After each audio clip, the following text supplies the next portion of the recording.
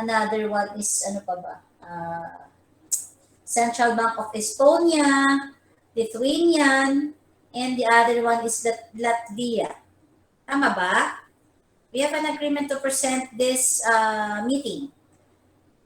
Any group to present? Class? Meron ba o wala? Wala akong iniintay or meron tayong iniintay? Anybody from the class?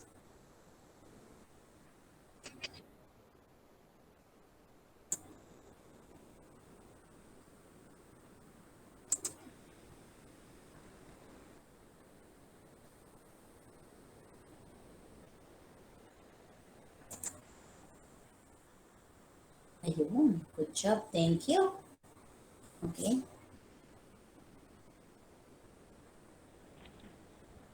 Can I start na po?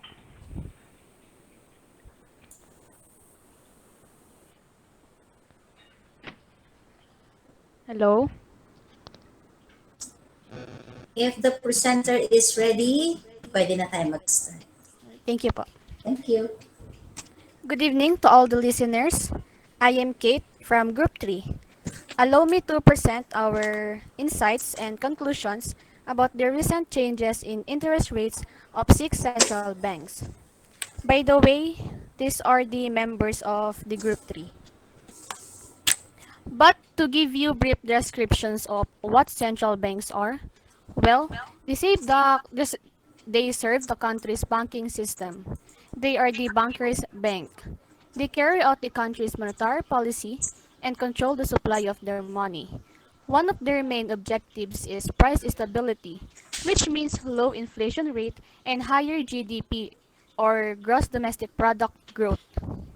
Here in the Philippines, the central bank is the Bangko Sentral ng Pilipinas.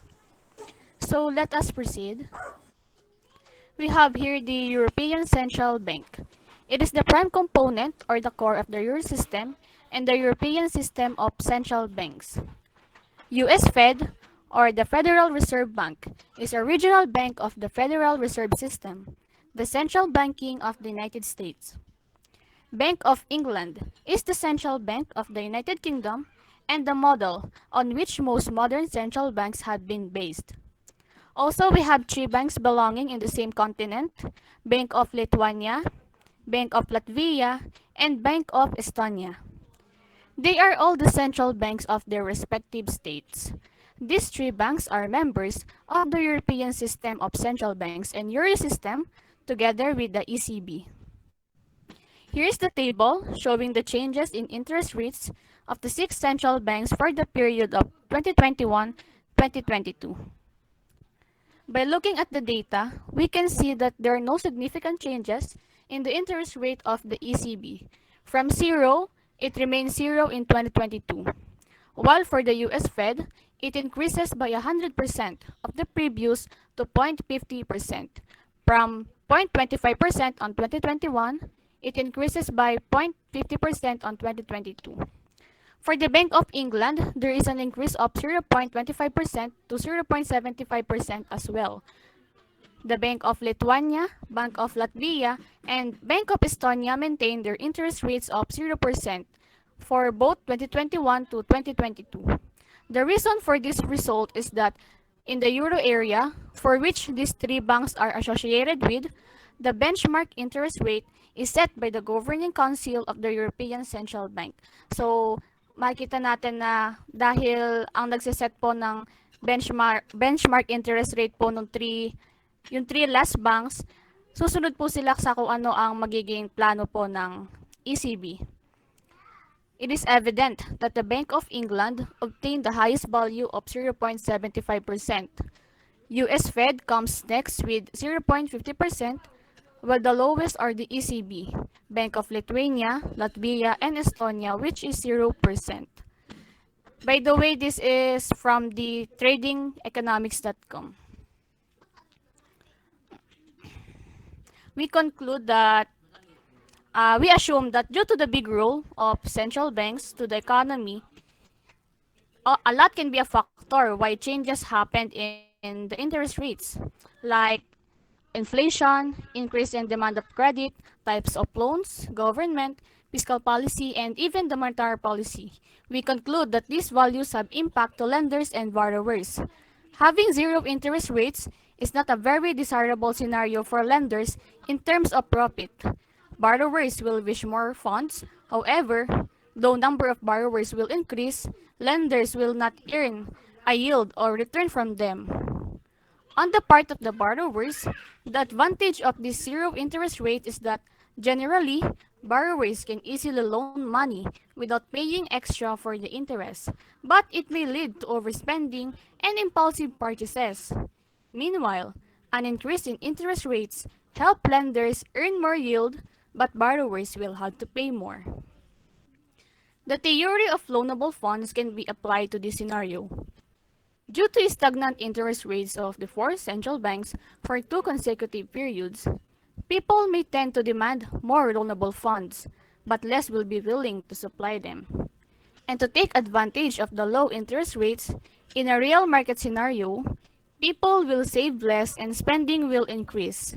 Big purchases can be made and demand will be greater than supply. Consequently, this scenario will lead to the increase in price of goods and services available in the market, thus resulting to a rise in inflation rate. On the other hand, the Bank of England and US Fed considered raising their interest rates by 0.25%. In light with that, people in US and England may tend to borrow lesser loanable funds, but more will be willing to supply them. People may save more instead of spending. Hence, supply will surpass demand. As such, businesses will be forced to lower their price, paving the way for a stable inflation rate. The liquidity preference theory can be traced in this scenario as well. Since the interest rates of the ECB, Bank of Lithuania, Latvia, and Estonia are considerably low, demand for money balance, particularly the cash, is high. People may prefer to be liquid to satisfy their daily transactions, to guard against an uncertain future event, and until interest rates rise. Investors in these countries may tend to hold money rather than investing their funds for a long term, earning no interest at all. In contrast, as interest rates of US Fed and Bank of England increase, the amount of cash held for transaction purposes will decline. Investors will tend to give up liquidity and exchange for higher rates. To sum it up, things like inflation, increase in demand of credit, types of loans, government, fiscal policy, monetary policy, and other considerations can change the interest rates of the central banks. And these changes have major impact to the supply and demand of the money in the market. That is all. Thank you for listening. Thank you so much, Kate Ann. We'll give way to other groups to present. Thank you.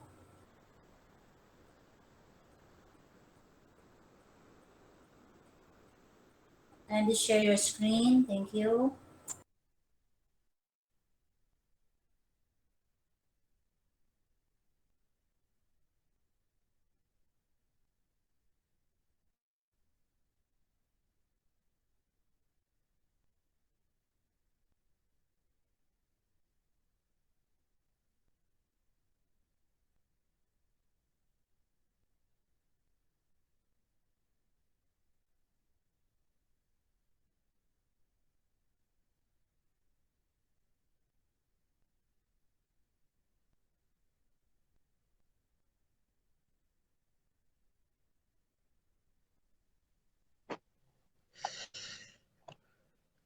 Let me just open my camera.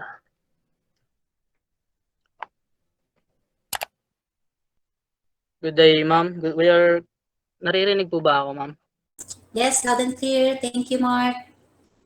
So we are gathering here today to gain some knowledge. Thus, I want everyone to listen on me a little quick.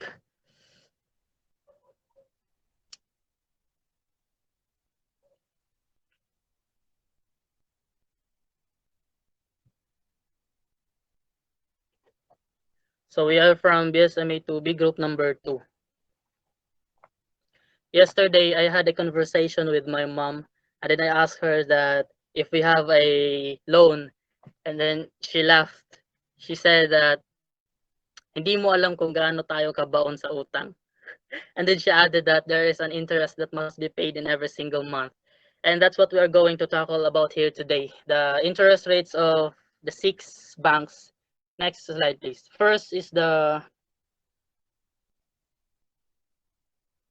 Next slide, please. First is the European Central Bank.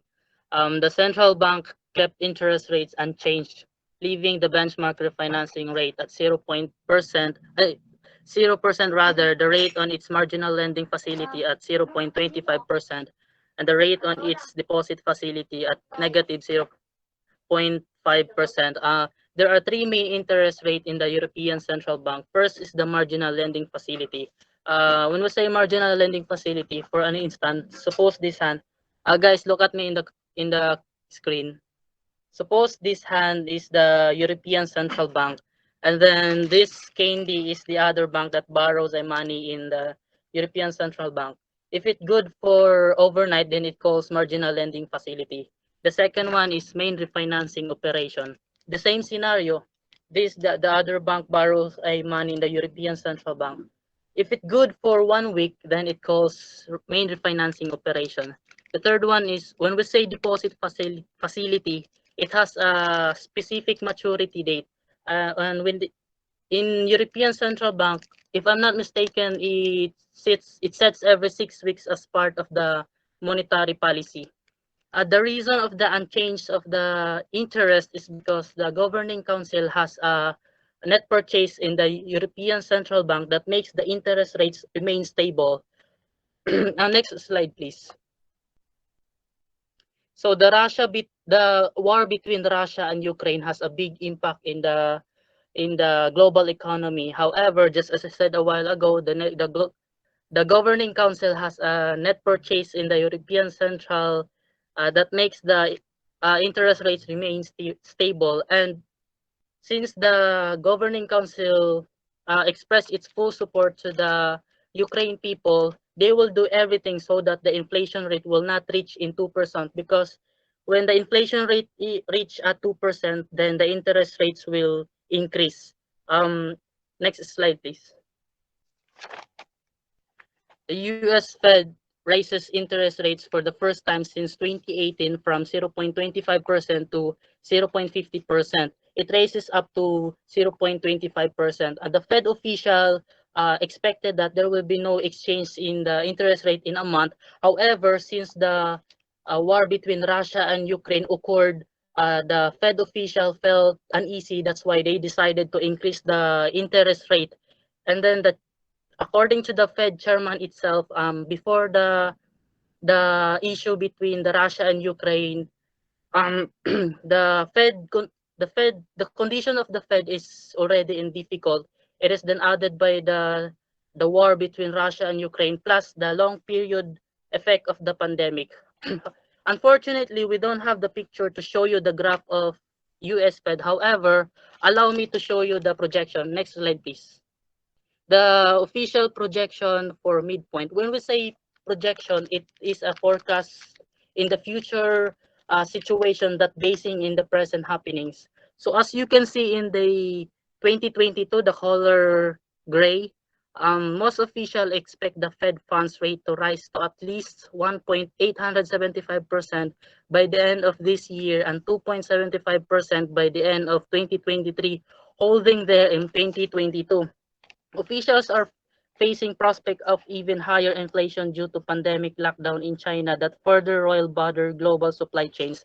Because guys, China is like a bridge in the supply chains that flows. Because what am I trying to say is when the China lockdown itself, a lot of countries are affected. Next slide, please. The third bank is the Bank of England. Sorry, Bank of England.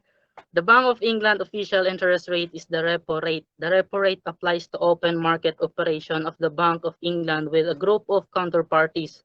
The Bank of on last week boosted its key rate to 0.75% after Russia's all-out war in Ukraine pushed oil prices to a 13-year high earlier this month. So as you can see in the graph, in Bank of England raises interest rate is 0.75% during March 2022, and the previous interest rates is 0.50%. It raises to 0.25%. So when you look at the year of 2022, below 0.8, it stated that 0.75% in the month of March. Next slide, please. The fourth bank is the Central Bank of Latvia. Lithuanian. Lithuanian is a member of European Union which has adopted the euro. Lithuanian benchmark interest rates is set by the European Central Bank. The official designation for the rate is main refinancing operation. So when you look at the picture, Lithuanian long-term interest rates, monthly average Lithuanian European Central Bank harmonized. Guys, when we say harmonized, it is Melody was reported at 0.16% PA in January 2022 compared with 0.16% PA in January in the previous month. So as you see, there is no change in between February 2021 until January 22. Next slide, please. Central Bank of Latvia. Latvia interest rate is at 0.79% compared to 0.38% last month, a negative 0.25% last year. It rises 0.41% within the month. It rises 1.04 within the year. The reason for the increase of interest rate is that the demand for money has increased as it has in previous months. So when you look at the graph, um, however, because the Bank of Latvia is a member of the European system of central bank, the Fed frequently announces how monetary policy will affect interest rates. So, just as I said of Miss the previous presenter, so for the knowledge of everyone, interest rate levels are a factor of supply and demand of credit. Because guys, when the demand of credit increase, then the interest rate will increase as well. And when the demand of credit decrease, then the interest rate will decrease as well. And however, in the supply credit, when the supply credit increase, then the interest rate will reduce. Then when the supply credit decrease, then the interest rate will increase. That's how the interest rates flow, work rather. Next slide, please. So the last bank, Central Bank of Estonia. Estonia bank lending rate was reported at 2.680% PA in January 22. This record and 2022 rather, this record an increase from the previous number of 2.530% PA for December 2021. Estonia bank lending rate data was updated monthly. So when you look at the graph, it is updated every single month, averaging 4.290% PA from January 1999 to January 2022 with 277 observation. Guys, we didn't include from the year of 1999 and so on, but we began from February 2021 until January in the year of 2022. Next slide, please. So for us to be able to get a better conclusion, me and my group made our own table so that we could see the comparison between the previous and then the current interest rates of the 6 given banks. So obviously, the European Central Bank has a lowest interest, and then the Central Bank of Estonia has the highest interest. But take note that these two has a good benefit, and for some reason, because when it comes to a lower interest, the two parties, which are the borrower and then the lender, has a good benefit, because when it comes to lower interest, the borrower can able to borrow a big amount of money, and then a lot of people will going to borrow a money to the lender. On the other hand, in the highest interest, it has a good benefit, but only for the lender, because when it has a highest interest, malaki yung babalik na pera. Next slide, please.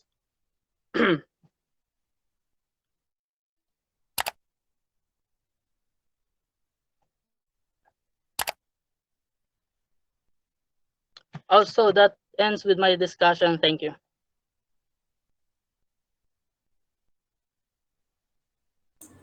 Thank you so much, Mark, for a very wonderful presentation.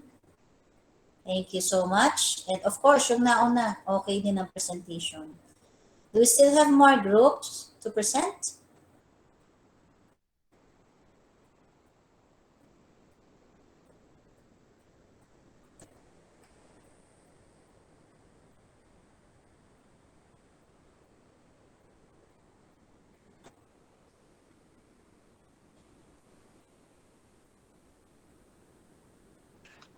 Kita po, ma'am. Yes, Erica. Kita and loud and clear ka.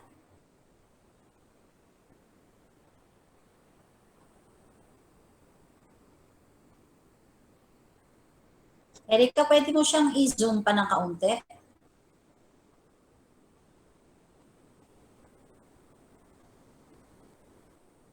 Yan. Thank you. Okay na po. Yes, it's better now.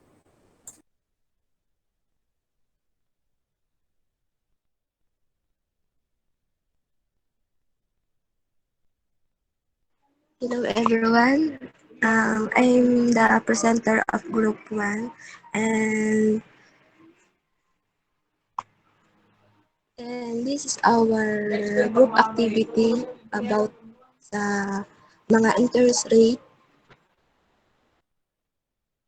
The first one is the interest rate change by European Central Bank.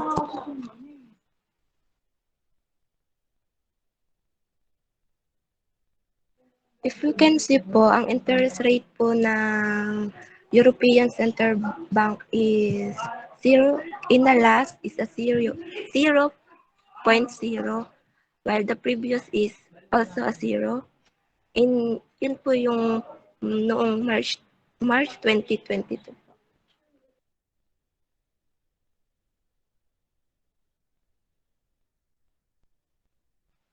In the Euro area, benchmark interest rate is set by Governing Council of the European Central Bank.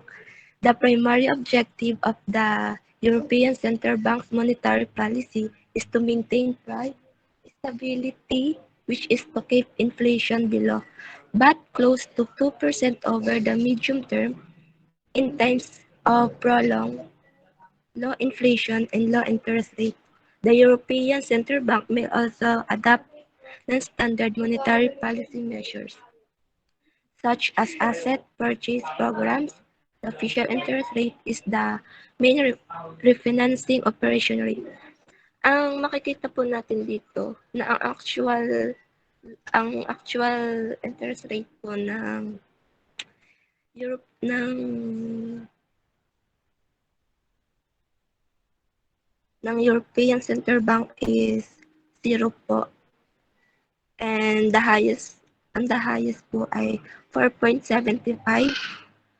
Yun po yung dates noong 1995 to 2022 po. The second one po is the interest rate change by US.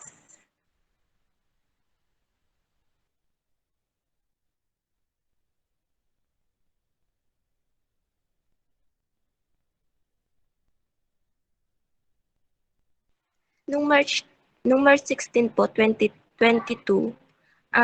tumaas po ang rate po tumaas po to noong 0.5% po, while the previous po is 0.25%, while the consensus po is 0.5%, and the T forecast is 0.5%. Also,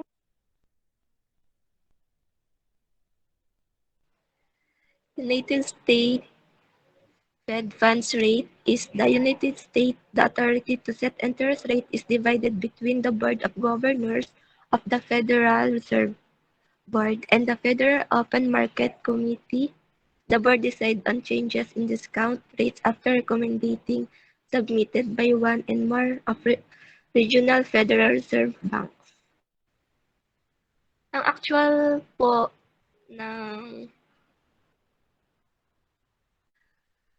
Fed funds rate po is 0.50, while the previous po is 0.25. Ang highest po nilang rate is 20, while the lowest po is 0.25.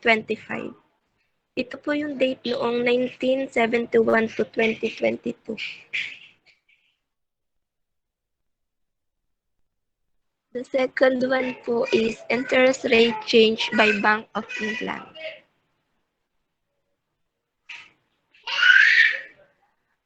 Makikita po natin dito na noong March 17 po,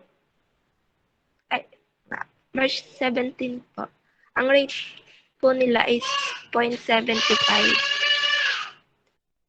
While noong February 3 po, ang rate po nila is 0.50. And December 16, 2021 na po to, is 0.25. Ito po ay bumaba hanggang noong February 7 po, 2028, 5.25 po.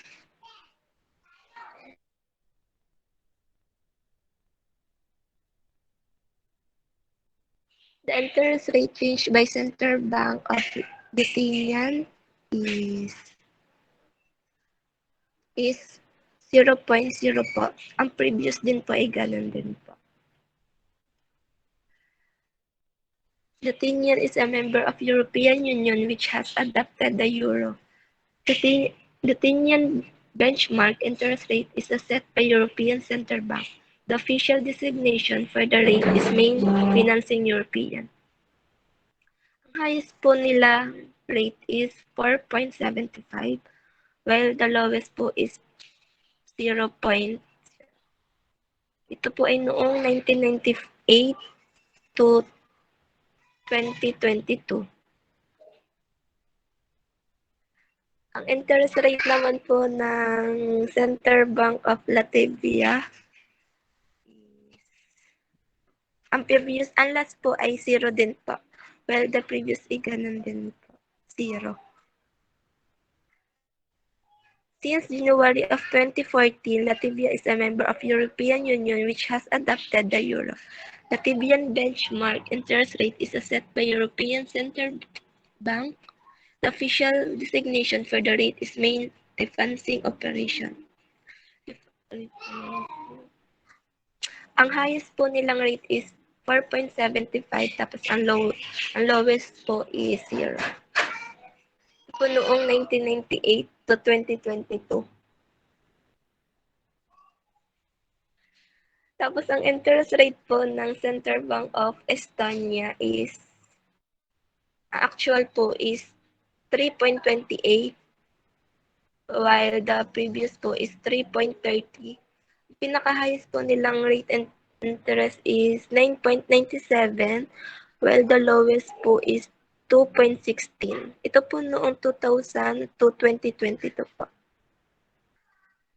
Ang conclusion po namin is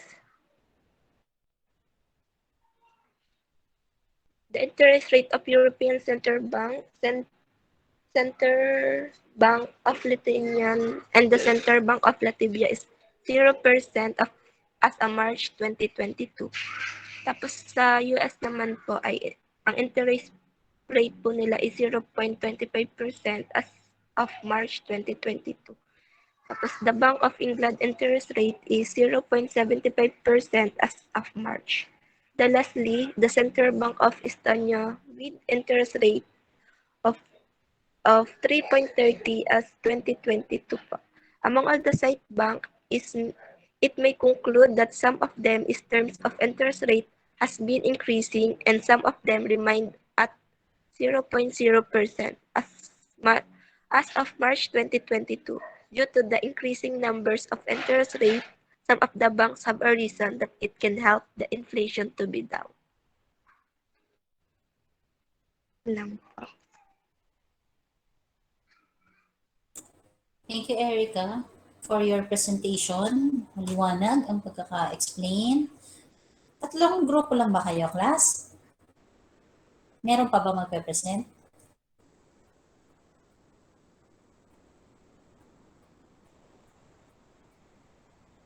Opo, ma'am. Tatlong grupo lang. Okay.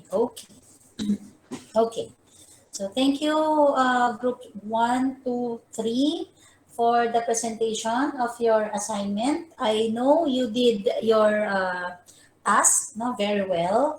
And I hope kasama lahat, no, do sa pinresent ninyo, in-email nyo din sa akin together with yung lahat ng kagrupo ninyo para kita ko kung sino yung, sana walang naiwan, no, sana wala kayong naiwan para kumpleto yung pagbibigay ko ng grade. Okay?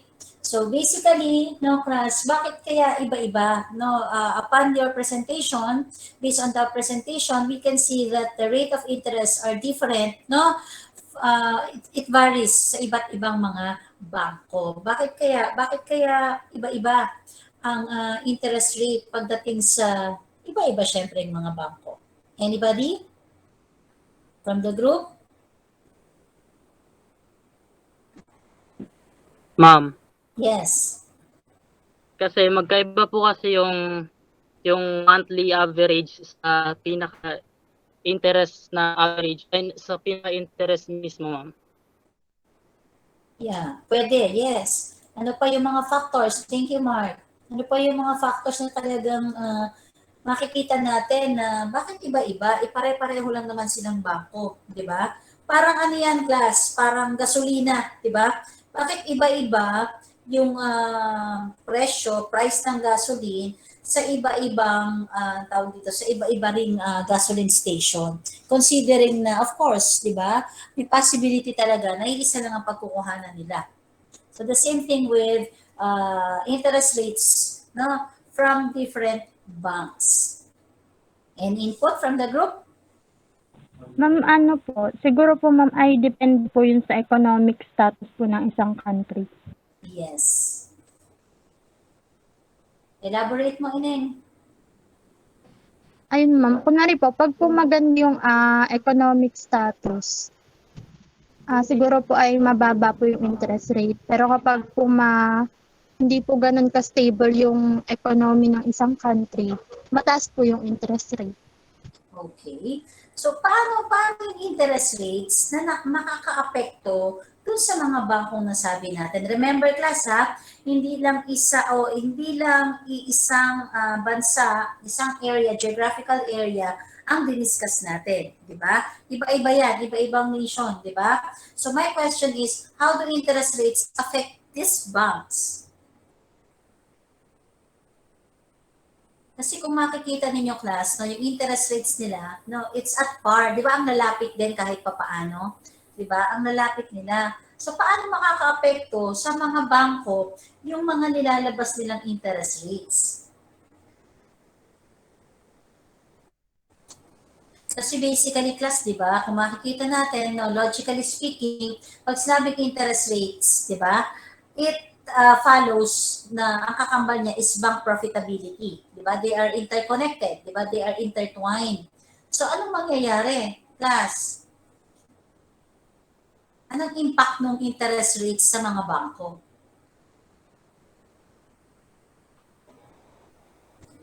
What will happen to the banks kung mas mataas yung interest rates? Anong mangyayari naman sa mga bangko kung mas mababa naman yung interest rates, vice versa?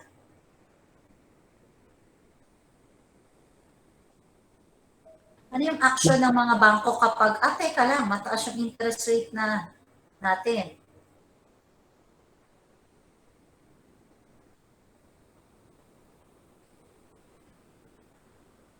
Class.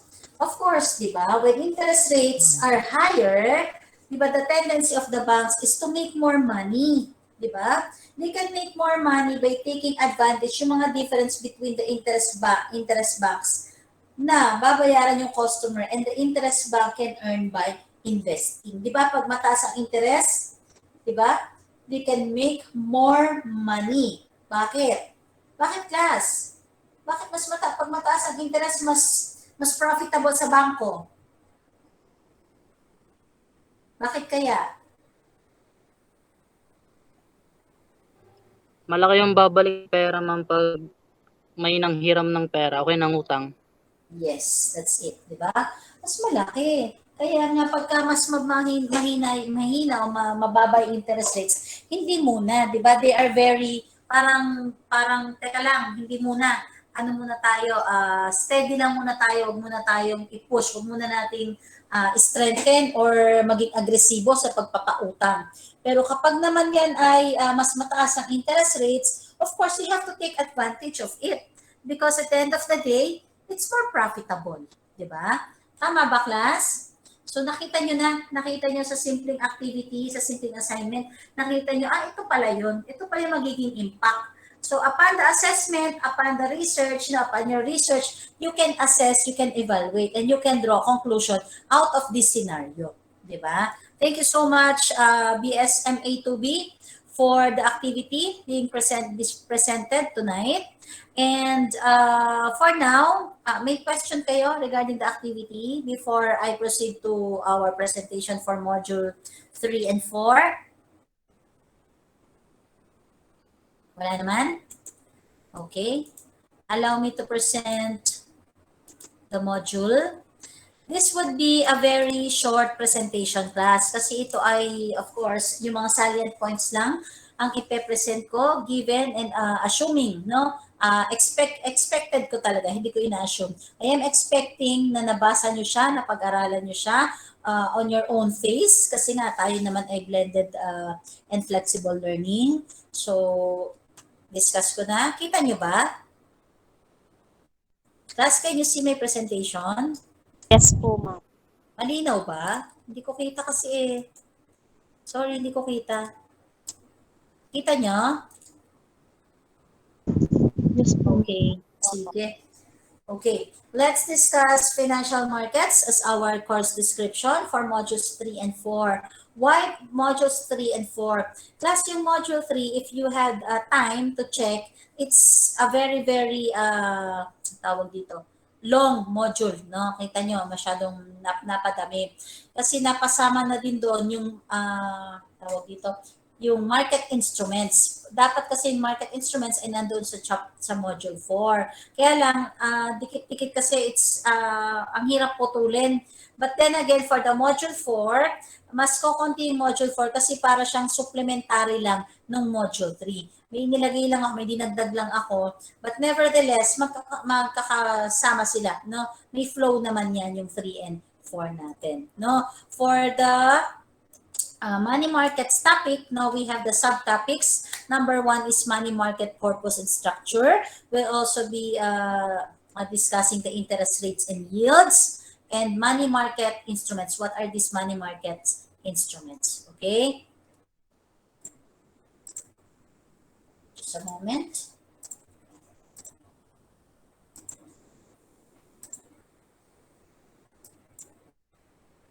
Okay. So, let's see. Now, we are discussing last time, no, ano ba yung mga money markets, ano yung mga sino-sino yung mga participants, anong meron kay interest rates, no? And then we have to discuss, no, tingnan natin bakit kailangan may money market? What is the role of the money market? Diba? What are the roles? What are the functions of money markets? Basically, class, purpose ng money markets is of course, no, in red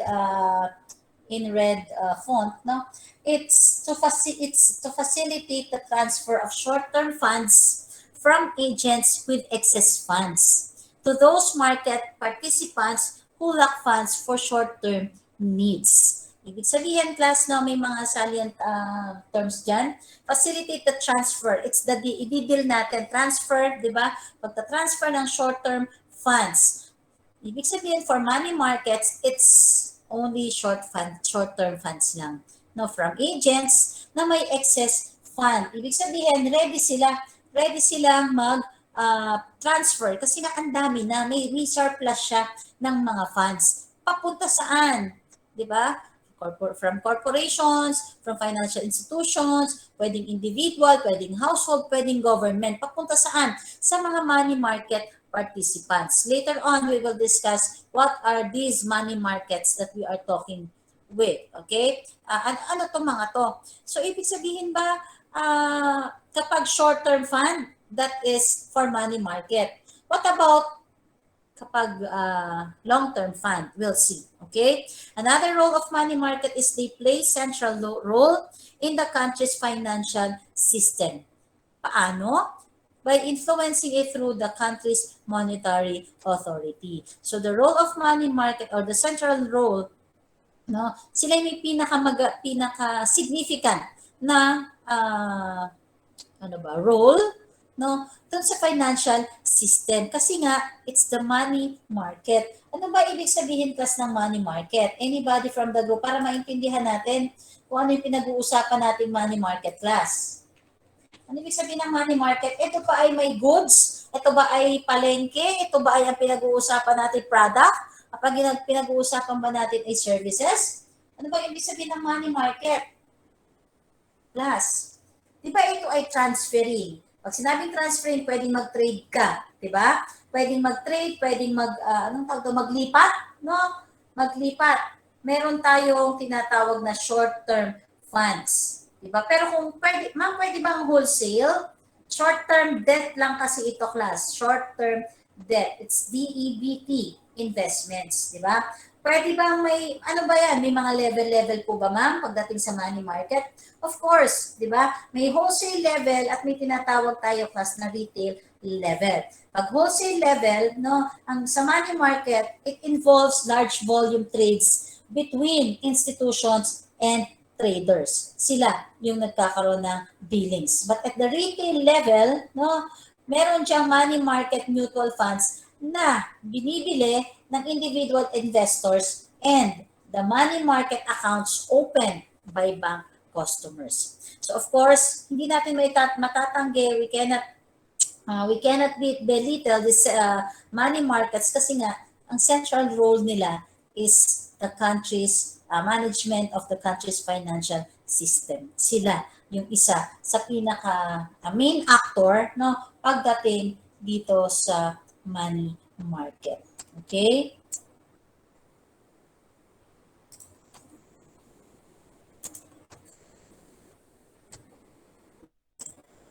So class, meron tayong financial institutions, right? Mga financial institutions, we have the bangko, di ba? Meron tayong mga corporations, meron tayong iba't ibang sinasabing other financial institutions. So doon sa sinasabi nating financial institutions, no, and to some extent, class, na meron tayong other financial companies, no, ang money market, ang role din ng money market is of course, they execute yung fundraising. They have to regulate the cash management. Of course, not just the cash management, but yung ding risk management. Lagi may risk management. Okay? They are in charge in speculation or position financing. And they are expected to do their role in signaling and providing access to information on prices. So kapag sinabi kasi class, no, na money market, sila ang tinatawag nating wholesale market and meron din tayong retail level, no? And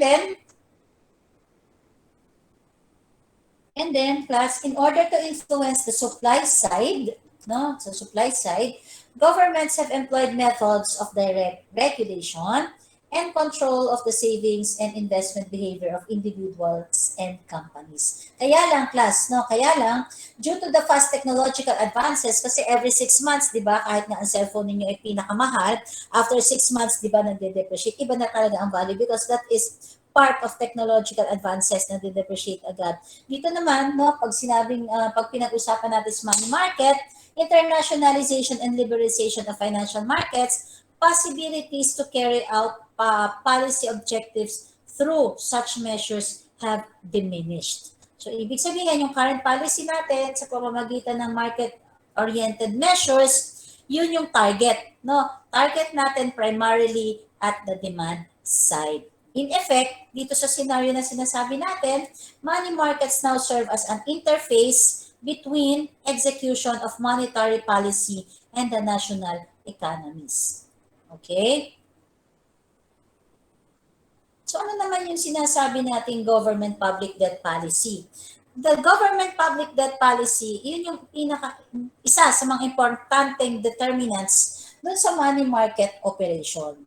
Okay? Bakit? Kasi government debt typically forms a key part of the country's money markets as well as in debt markets. So, ano yung scope and measure ng monetary policy? Yung scope and measure ng monetary policy class ay connected and related sa government's budget and fiscal policies. They are intertwined, they are correlated. So, kung pagbabasihan natin lahat ng sinabi ko, no, kung i-conclude natin siya, the country's money market shifts are dependent upon the goals of national public policy and tools used to reach these goals. Okay?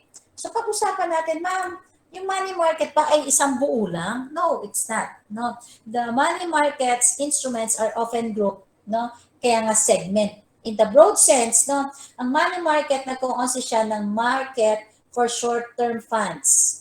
Nagko-consist din siya ng for long-term funds. Class, pag money market, no, short-term fund. Pag capital market, no, it's the long-term funds ang pinag-uusapan natin. Okay? So, balik ako dun sa money market segments. Okay? So, pwede siya, pag sinabi short term, usually, ang maturity niyan is up to 1 year. Kaya nga sabi ay short term. And, no, it can be divided into several segments like, number 1, no? Number 1, we have interbank market. Next is primary market. Pangatlo ay secondary market. Ang pang-apat is derivatives market. Okay? Pag sinabing interbank market, no, BSMA 2B. Ayan.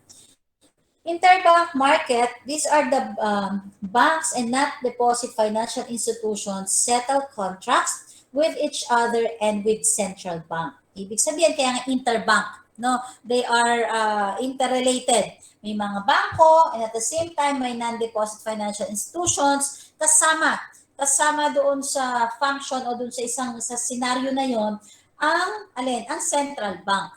And that involves the temporary liquidity surpluses and deficits class. Pag sinabi namang primary market, no, ito yung market na absorbing issues and enabling borrowers to raise new funds. Sila naman yung natulong sa mga borrowers para makakuha ng mga bagong funds. For the security market, secondary market rather, no,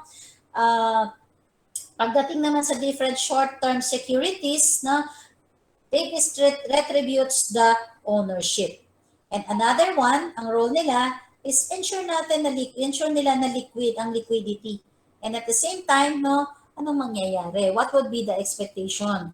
That it increases the supply of lending and returns and reduces its price. Diba? Kasi nga, class, no, they are the ones who ensures liquidity and of course, no, kailangan mapangalagaan nila yung task na yun or matugunan nila yung task na yun. Pag sinabi namang derivatives market class, no, these are markets for financial contracts na ang value naman ay nag-derive from the underlying money markets instrument. Later, we will discuss ano ba yung mga money market instruments. Okay? And this would be, the money market instruments are often grouped in the following way. We have the treasury bills and other short-term government securities. Next is, nandyan din yung interbank loans, deposits, and other bank liabilities. Another is repurchase agreements, no? And similar collateralized short-term loans. lahat ng nabanggit ko, class, lahat ng instruments na yan have slightly different characteristics. Hindi naman yan iisa lang. They have no standard characteristics, right? And they are fulfilling the demand of investors and borrowers for diversification in terms of risk. Yung kanina, sinabi na natin. And the other one is rate of return.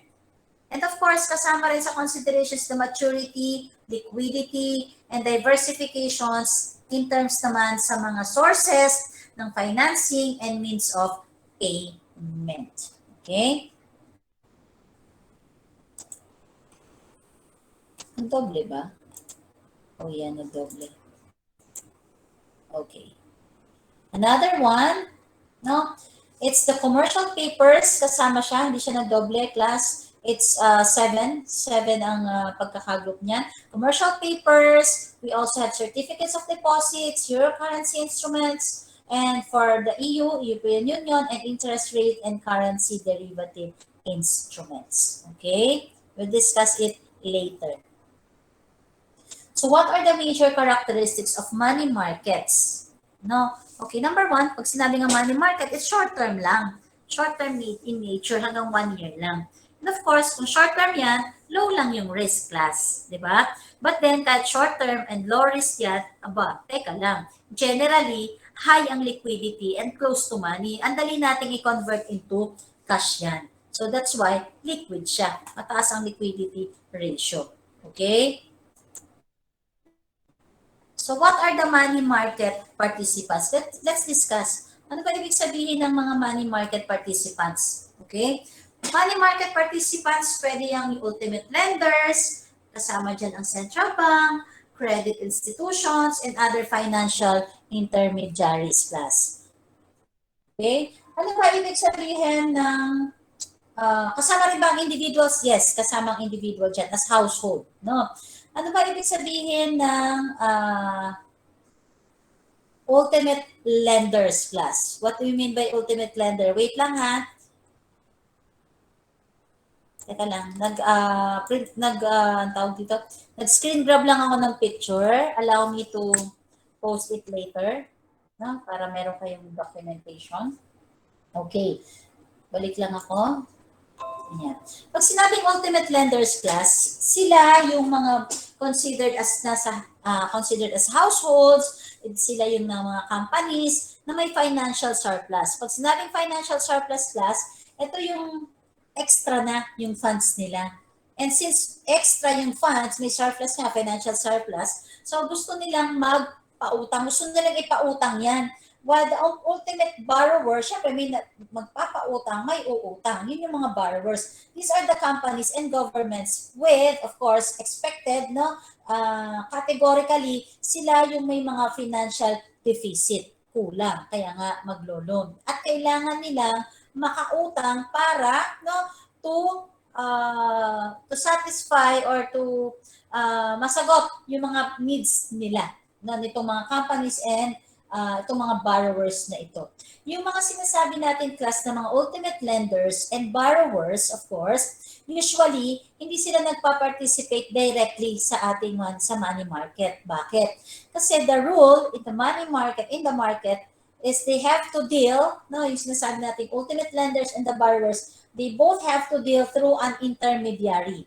Okay? May nanggigit na, may external, kumbaga may intermediary. Who performs function of, pwedeng ang intermediary na to can perform as a broker, pwedeng dealer, pwedeng investment banker. And the important role na ginagampanan, important role that is being played by the government is issue money market securities and of course use the proceeds to finance state budget deficits. Of course, lagi namang welfare, welfare ng ating estado ang iniisip ng gobyerno. And in addition, class, the government debt is often refinanced by issuing new securities to pay off debt which matures. Okay? Of course, ulitin ko, pag sabi money market, it's short-term fund only. With this system, the government manages to finance long-term needs through money market securities with short-term maturities. So si central bank class, si central bank ginagamit or utilize or it employs the money markets para makapag-execute at makapag-regulate ng monetary policy. And through this monetary intervention means and by fixing the terms at which banks are provided with money, ang Bangko Sentral ay nakaka-assure or they ensure the economy supply with liquidity. Kasi yun yung kanilang role, yun yung function nila. How about credit institutions like Bangko, class? The credit institutions account for the largest share of the money market. Here, nag-issue sila ng money market securities para makapag-finance, to finance loans to households and corporations. Okay? And these institutions, itong credit institutions na sinasabi ko, class, they can rely on the money market for the management of short-term liquidity positions and of course for the fulfillment of their minimum reserve requirements. And next is other financial intermediary. Isa yan, of course, hindi siya matatawaran yung kanyang partisipasyon sa money market. Why? Meron tayo kasing sinasabing some money market funds, no? The other financial intermediaries, investment funds other than money market funds, and insurance company and pension funds. Those are the types na magfo-fall categorically sa other financial intermediaries.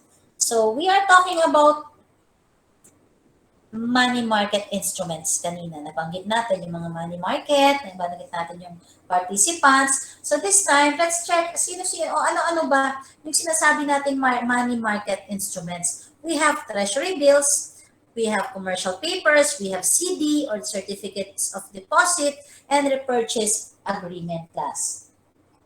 Okay? T-bills. Pag sinabing T-bills, yan yung sinasabi nating treasury bills. And of course, treasury bills are being issued by the central government and one of the safest money market instruments available. Okay? And mga treasury bills come from with different maturity periods. May 3 months, maturity, 6 months, and 1 year. Hanggang 1 year lang kasi patak siya ng ano? Bakit 1 year lang, class? Short term. Diba? It's circulated by primary and secondary market. Na-discuss na natin yung primary and secondary market. And since siya ay short term, it carries zero risk, like zero risk instrument. And of course, no, kapag zero risk, yung return no, na makukuha, no, it's not that attractive. Okay? Let's move on to commercial paper. Pag sinabi commercial paper class, syempre, it can be compared doon sa unsecured short-term promissory note na in-issue, no, it was issued by highly rated companies with the purpose of raising capital to meet requirements directly from the market. And commercial paper features a fixed maturity period which can range anywhere from 1 day up to 270 days. How about commercial paper? This is highly popular in countries like, we have examples, Japan, UK, USA, Australia, and many others. Commercial papers promise higher returns as compared to treasury bills. And of course, they are automatically not as secured in comparison. They are actively traded in the secondary market. Okay? Next is the CD. Pag sinabing CD, Certificate of Deposit, it functions as a deposit receipt for money which is deposited with a financial organization or bank.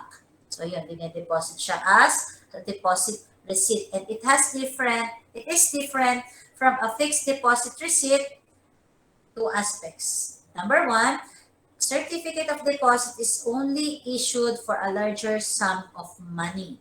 The other two, number 2 is Certificate of Deposit is freely negotiable. We have the repos and reverse repo. Repos are also known as repurchase agreement. Okay? Pag sinabi repurchase agreement, of course, this is short-term borrowing where one party who sells the security agrees to what? Bibilhin niya ulit. I-re-acquire niya ulit in the near future. Kaya nga repo siya. Okay? The The other one pa is the securities for repo transaction are government-approved securities katulad ng treasury bills and central or state government securities. Repo or purchase agreement class, these are instruments enable short-term borrowing through the selling of debt instruments and they are risk-free. Okay? So pag-usapan natin class yung money market interest rates and yields. Okay? Pag sinabi kasi money market, of course, it deals with the short-term funds lang, di ba? Short-term money market instruments have different interest rate and yield quoting conventions. Iba-iba. Okay? The yield on short-term money market instruments, of course, class, is often calculated using simple interest as opposed to compound interest na nagre-result siya ng hindi directly, no, indirectly comparable with the yields to maturity. In addition, no, BSMA 2B, short-term government securities like katulad ng sinabi natin kanina, we have treasury bills, we have commercial papers, yung mga yon, no, ay often, no, more often than not, ay being quoted and traded on a discount basis. Kaya lang, no, pag i-compare naman natin yung interbank loan rates, katulad na meron ding, hindi lang interbank loan rates class, meron ding repo rates, they are being quoted on an add-on basis. Okay? So let's check. Now, we have, I am presenting you the comparison of different money market rates and yields. Like this one. Tingnan natin. Rate on discount basis. Okay? D is equals to, that's the formula, where D is the yield on the basis of rate of discount. Par represents as par value. P is equivalent to the purchase price of the security and P is the number of days until maturity.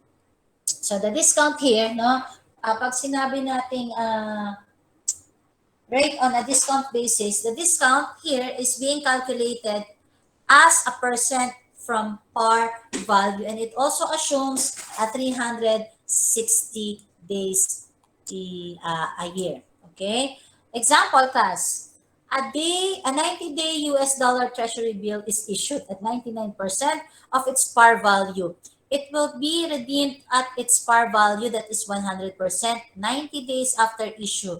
It is traded on a discount basis and the discount of this issue is 4%. Given the formula and the given, no? It's 4%. Tingnan lang natin, no? Note that in the US dollar money market, a year is assumed to have 360 days. Katulad ng nandun sa taas. How about add-on rate? Di ba pag sinabing add-on rate kanina, sabi natin, no, ang kino-quote dyan, no, is of course the interbank loan rates and repo rates. Yan, basically, dyan yung add-on rate. And of course, another example, no, assume 990,000 euro is lent, pinahiram for a 90-day period at the add-on rate. May interest tayo. And the par value is 1 million euro. The annualized yield of the security at an add-on basis will be, of course, 4.04%. Okay, let's talk about bond equivalent yield. For the example, no, assume the same 90-day US dollar treasury bill in issue, no, at 99% of its par value. It will be redeemed at its par value 90 days after use. The bond equivalent yield this issue is, of course, 4.097%. Okay? For the semi-annual yield to maturity, example, no, ang annual yield given na yung ating example, ang annual yield to maturity of this money market instrument is 4.097%. So tama, hindi sila pareho. They have different interest rate and yield quoting conventions. Okay? So in summary, to summarize class, no, nakita natin we have computation pagdating sa discount basis. Meron din tayong add-on rate. We were able to check, no, to check the yield of the security. We were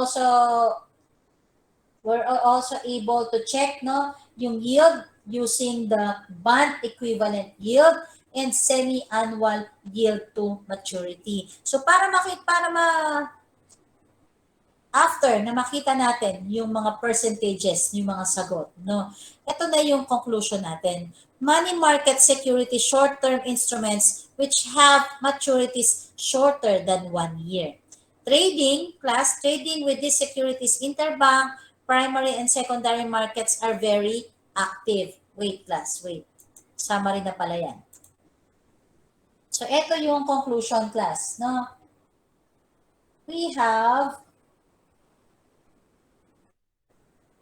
wait lang ha. Yan. Kung makikita natin, this one, balikan ko ha, class. Balikan lang natin. Balikan ko. Kita nyo, we have 4%. We also have 4.04. We have 4.097. And another is 4.097. Okay? So, kung makikita natin dyan, class, no? Yung based from the presentation, no, the presentation shows that the largest is always the annual yield, diba? Which is then followed by the semi-annual, this one, and then sumunod ay bond equivalent yield, and then yield on the basis of add-on rate, and then yield on discount basis. Pinakamaliit ang yield on discount basis. The difference, no, ang difference between the bond equivalent yield and the semi-annual yield ay maliit lang, no? It's smaller for a longer maturity and approach as the maturity approaches half a year. The more na mas mahaba ang maturity class, mas maikli naman ang difference between sa bond equivalent yield and the annual yield. Okay? So, dun sa summary, balikan ko lang. The volume of transactions in national markets as well as international markets is large, and the variety of money market securities allow to meet special needs of borrowers and lenders. Yan na yung pinaka-summary or in a nutshell ng ating modules 3 and 4. And that ends our presentation for tonight. May announcement lang ako, class. Kanina kasi, no, may bumabang memo sa amin. As faculty, may ibinabang memo ang, teka, hanapin ko lang ha, may ibinabang memo ang Academic Affairs Office. Paki-jot down kung may ballpen at papel, please. Wait lang, hanapin ko lang ang GC. Okay, class, next week, are you still with me? Class, are you still with me? Yes, ma'am. Okay. Paki-note lang han, sasabihin ko. Okay. Next week is our schedule for our exam week. Tama ba? It's exam week. No? Pinasabi na ba sa inyo faculty na exam week next week? Okay. Yes. Okay, thank you. Ang date ng mga baby ay April 4 to 9. Originally, April 4 to 9. Kaya lang, class, ang April 9 ay holiday. Di ba? Holiday? No? Yes po. Okay. Tanong ko lang, sino pa ang, meron pa ba bukod sa akin na may klase kayo pag Sabado? Wala na? Sabado po kasi ma'am, sa Sabado po kasi ma'am, ROTC po yun. Okay. RO at saka ako. Ganun ba? Yes po ma'am. Okay. So ganito, class, since Sabado, April 9 ay walang pasok, di ba? April 9. And then, ano ba yung April? Ano sinundan ng April 9, class? Check ko lang, ha? April 9 walang pasok and April 16 class walang pasok, 'di ba? Kasi bakit? Kasi class Sabado de Gloria, 'di ba? So hindi kayo makakapag-exam, 'di ba? Kasi technically, ang schedule ninyo ay Sabado and then of course, ang kung tayo face to face, ang exam ninyo ay Sabado din, 'di ba? Kaya wait lang, nawala na naman. Kaya ang memo ay may kinalaman doon sa mga Sabado klase. Allow me to read, class, ha? Midterm assessments, rinig nyo ko? Can you hear me? Yes po. Okay. Midterm assessments will be on April 4 to 8 and 11. Okay? So classes that fall on Saturdays should conduct assessment on April 11, Monday. Okay? Next, posting naman, kami naman to, kasi naka-address sa amin to, posting ng module, bakit 6 module na to? Pang-5 pa lang tayo, di ba? Parang sala. Posting of the next module ay mag-start. Expect nyo na lang na mag-start ang posting ng module ay April 18. Since Holy Week tayo class ng 12 to 17, di ba? Kasi may 11 kayong para mag-exam. April 12 to 17, wala tayong academic activity. Ibig sabihin, kung halimbawa, kunyari lang class, ang na-discuss ko lang o nabigay ko lang sa inyong module, kasi may module tayo, di ba? Ay modules 1 to 2. Gusto kong humabol. Gusto kong anong tawag doon? Ano nga yun? Makeup class. Hindi siya pwede class. Ha? Hindi pwede. Baka lang kasi may mag-request sa inyong professors. O kaya magpapunta dito sa school kasi may kukumpletuhin kayong requirements. Bawal po. Ha? Bawal. Baka lang may makalimot. No? At kayo naman ay oo. No? So wala. No academic activity from April 12 to 17. Bakit? Of course, kasi for us, sa inyo, no, to give you as student and us as faculty members ng ample time para makapagpahinga, makapagtika, makapag-spend ng mga oras no, sa mga pamilya, and i-enjoy naman natin yung Holy Week season. Okay? Naintindihan nyo? Class? And of course, ito yung pinaka-importante sa amin, ang deadline ng submission class ng midterm grades ay April 18. So pagpatak ng April 18 class at wala talagang grade, wala akong makuhang grade, hindi ako para magpa-late class ha, kasi may deadline kayo, may deadline din kami, no? April 18 ay talagang ipapasa na yung mga grade class. Ma'am, paano po kung kulang ako, incomplete po ako, pwede po bang magkumpleto sa final term ng mga midterm requirements? Hindi po. Hindi pwede. Class, kahit gustuhin ko man. Madali naman ang kausap, kaya lang nakalock. Di ba sinabi ko sa inyo, nakalock yung grade sheet ng midterm. So, hindi na namin yun magagalaw. Okay? Hindi na. So, kung pwede, kumpletuhin ninyo. I have given you enough time, di ba? Okay lang sa akin yung hindi agad-agad isend. Pero bago naman magbigayan ng grade, kailangan maibigay nyo na sa akin. Ma'am, technically po ba, dapat po ba, yung ibibigay ninyong exam, dapat po ba isend ko, halimbawa ito question ninyo, isend ko ma'am ng eksaktong April 11. Baka matanong ninyo ako. Kahit naman hindi April 11 class, basta meron na kayo, edi isend nyo na. Baka malimutan nyo pang isend. Another situation, ma'am, sabi naman April 11, pwede pong April 11 ako magbigay? Of course, pwede. Pwede naman. Ang sinasabi ko lang, class, ay hanggang April 11 yung midterm exam. 'Di ba? Kasi yun yung sinabi.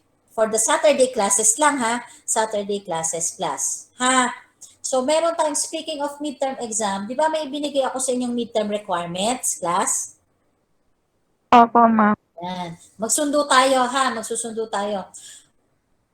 Sabi ko, midterm exam, wag na munang lagyan dun sa midterm requirement nating table, di ba? Tama ba? Yun ang usapan natin Opo. last week. Ayan. Kaya lang class, medyo risky yon, risky sa inyo at risky sa akin. Kasi pag sinend na ninyo sa akin yon, malamang since yung midterm exam ay wala doon, hindi naka-record, maghahanapan tayo ng midterm exam. So pwede bang may proposal for BSMA 2B is i-adjust natin yung pagbibigay ng midterm requirement na document. Since April 11 siya ang deadline ng ating exam, ang date, not the deadline, date ng exam, baka pwedeng instead of April 4, no, gawin na natin April 11 hanggang 5 o'clock ng hapon. Okay ba sa inyo yon?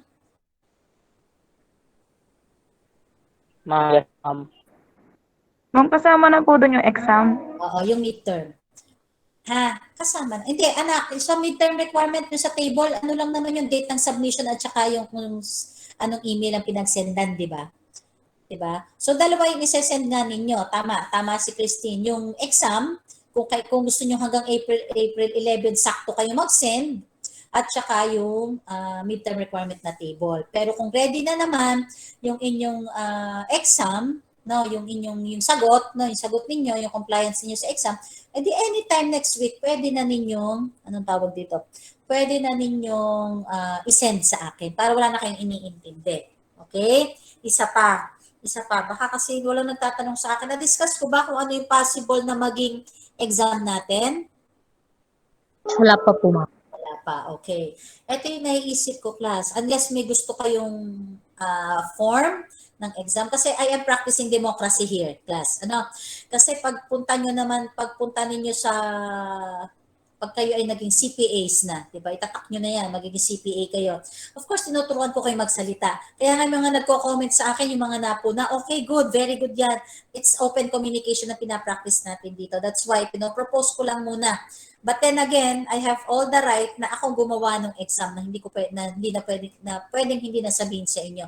But then again, I am practicing kung ano yung gusto kong matutunan nyo rin. Ano? So, my idea is, from modules 1 to 3, hindi na natin sasama yung 4. Although na-touch naman yun sa 3. Ano? Pero technically 1 to 3 lang muna tayo. Now, dun sa modules 1 to 3, habang binabasa nyo, habang inaral ninyo, habang nag-activity tayo, nag-ILJ kayo, sumagot kayo ng mga activity, nag-report kayo kanina, mag-isip lang kayo ng mga insight. Ano bang natutunan ninyo from modules 1 to 3? Parang ILJ lang, class. Ang dating lang is parang individual learning journal.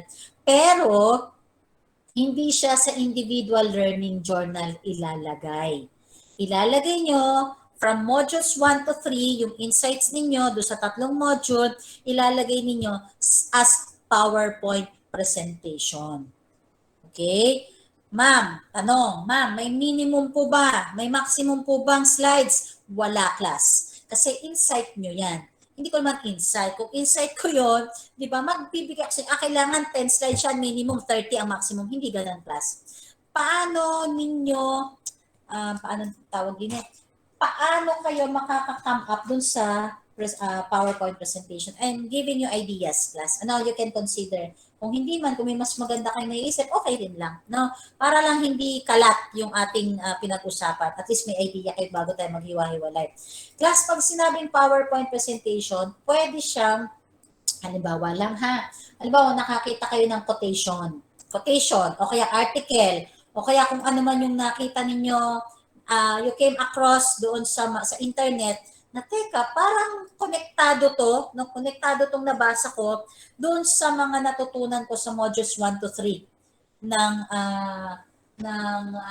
tawag din financial markets. So, pwede ninyo yung i-lift at ilagay ninyo sa PowerPoint presentation. Ma'am, pwede bang halimbawa nakakita ako ng isang drawing or isang picture? Pwede po ba yun, ma'am? Of course, kung yun yung insight mo di ba? Ma'am, pwede bang abstract? Of course, pwede. Ma'am, pwede bang ilagay ko po doon yung kung ano, halimbawa may skit ako, ma'am, okay lang po ba yun? O may role playing na nakita ako, may script ako nakita, o kung ano man po, halimbawa po may update, may report po na mas updated po doon sa mga napag-usapan natin. Pwede po ba? And then at the end of the presentation, ma'am, pwede ko namang lagay kung ano yung aking personal na natutunan, ano po yung personal kong explanation doon sa ginawa ko sa lahat ng nilagay ko sa PowerPoint presentation. Pwede po ba yan? Yes. Pwede, class. Hindi ko kayo ikakahon kung ano lang yung gusto kong makita. No? It depends on you. Pwede ba, ma'am, na dalawa lang yung slide? Yes. Pero, class, ha? Pero, yun naman ay may substance. Nasa-substantiate yon ng inyong mga insight, class. So, depende sa inyo kung paano ninyo ilalagay yung insight ninyo sa PowerPoint presentation. Don't worry, no? BSMA 2B, don't worry. I'm giving you the rubrics para alam nyo naman, teka, ito pala yung hinahanap ni Ma'am Wing. Kailangan pala, kunyari lang kailangan pala may reference. Talagay ko sa dulo yung reference ko. Diba? Parang ganun. Kailangan pala ganito. Parang sa video class. Kailangan pala malinaw. Kailangan pala hanggang 2 minutes lang. Parang ganun lang. So, to be fair with everybody, I'm giving you the rubrics and we are required naman to give rubrics sa estudyante para, class, malinaw sa inyo kung ano naman yung hinahanap ng teacher. At para malinaw din sa inyo, class, kung, ay, teka, nag-fall short ako dito, tama. Hindi ko nga ito nagawa itong criteria na to. So expected ko na bababa ako. Pero kung presented lahat ng rubrics na yan, class, at sa tingin ninyo yung nagawa nyo naman, pwede nyo akong kausapin, ma'am, bakit ganito po ang grade ko? Baka kasi may na-overlook ako. May nangyayaring ganun, class. Baka may na-overlook ako. Baka kasi, halimbawa, kunyari, class, sa Garcia, Erica, Garcia, yung isa, halimbawa ay Elaine, nagkapalit, no, naduling. Pwedeng ganun, class. So, I am encouraging you to speak up, no? Walang masamang kausapin o i-PM ako, walang problema doon. Hindi ibig sabihin na professor ako laging tama. Hindi ganun, class. I am practicing you to voice out, no? Para, kasi ganun no? Given na talagang ang talino naman ay naaral, di ba? Pero yung values, di ba? Yung inyong, yung pagiging confident, no? Confident with, of course, with the heart, di ba? Yun yung ating, yun yung isa sa attributes na kapag kayo ay TCC graduate, marunong niya magsalita. Marunong niya kumausap, kahit sino kaya niya kausapin. Okay? So, that will be for tonight, unless may request kayo na kung gusto ninyo, mag-face-to-face tayo dito, maghihingi akong permiso kay Academic Affairs, pupunta tayo sa taas, sa second floor, third floor, gusto nyong ma-experience yung mga, acrylic natin, no, nahiwa-hiwalay kayo pag nag-exam, pagbibigyan ko kayo. Kung gusto niyo yung objective, pagbibigyan ko kayo. Okay ba sa inyo yung aking proposal? Or gusto nyo umakyat sa taas, mag-face-to-face tayo at tayo ay mag-e-exam? O kung may gusto nyo ay may exam tayo objectively sa Moodle na naka-time pressure or naka-time frame. Okay ba sa inyo yon? Anybody from the group? Ano ang inyong take doon sa suggestion ko? PPT na lang po. Ha? Yung PPT na lang po, ma'am. Ma'am, pwede po magtanong? Yes, of course. Ma'am, kasi po, nagpasa na po ako ng activities po, no? Nagpasa na po ako. Bali po, exam na lang po, hindi ko na ipapasa. Nakapag Okay. ano na po, ang ginawa ko na lang po, magre-reply na lang po ako dun sa pinasa ko. Yes. Para, Okay. Oo. okay lang po. Okay lang yun. Makikita ko naman yun. Kita ko yun, Ineng, ha?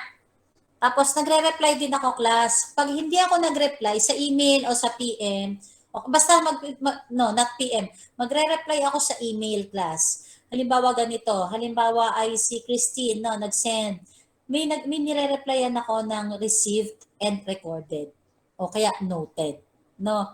Pag hindi kayo naka-receive nung ganon, ibig sabihin, class, hindi ko siya na-record. Maliban na lang kung tatlong version naman, tatlong kopya naman ang isinend nyo sa akin. Di syempre, isa lang ang aking sasagutan doon or re-replyan.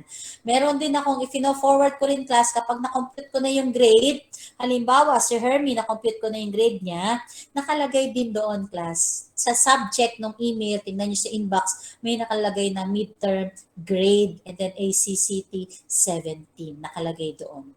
May numeric grade, may percentage, at may remarks. Hindi ko alam kung may remarks pa. Hindi ko pa nakikita yung, dati kasi may ganun, hindi ko pa nakikita yung grade sheet na finoward sa amin. Kung may remarks, may nakalagay din doon.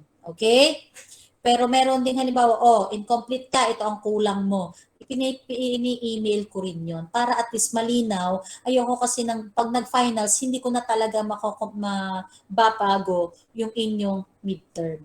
Okay? So, dapat we are in clean slate, may communication, kasi dapat, class, face-to-face kasi, required kami, class, ng may, tawag to? May academic consultation or grade consultation bago isend yung grade ninyo sa registrar. Kaya lang, hindi ko naman pwede kayo papuntahin dito at sayang naman ang pamasahe, di ba ga? And if we can utilize the technology, so yun yung ating grade consultation. May mga bata kasi, ma'am, wala pa po akong grade, i-PM nyo ako, pini-PM nila ako, and then makikita ko, hindi ko pa pala talaga na-checkan.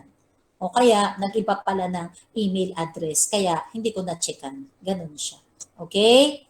Ha? Nasagot ko ba, Inen, yung tanong mo? Opo, ma'am. Thank you. Okay. Ang dami ko explanation eh. Baka hindi ko nasagot. Okay? Any more? Ma'am, Yes. ma'am, nakapagpasa na po kasi ako kanina. Bali, ma'am, sa isang email po, ma'am, niresend ko na lang din po ulit yung mga previous activities ko po na pinasa nung previous days po. Isang email na lang po sila lahat, pati po yung sa may midterm requirements na need fill Okay. upan. So, Hermie, ganito gawin mo. Doon sa pinaka-final mong ginawa, yung sinasabi mong nag-resend ka, edi yun ang ilagay mong email address doon sa midterm requirement. Yung sa table. Di Opo, ba may ma'am. table tayo? Yun na lang. Ganun na lang. Ha?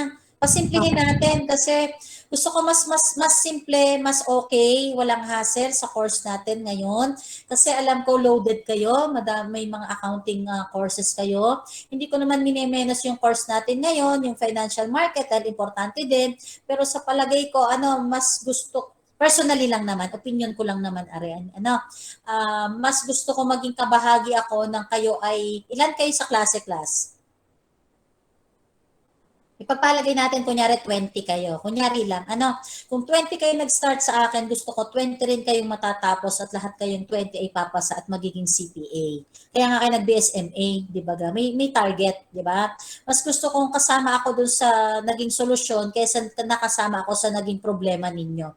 So as much as possible, gagaanin natin, hindi ko naman sinasabing, hindi ko minimenos ang course natin, but of course, kung saan ako makakatulong sa inyo, dun tayo. Okay?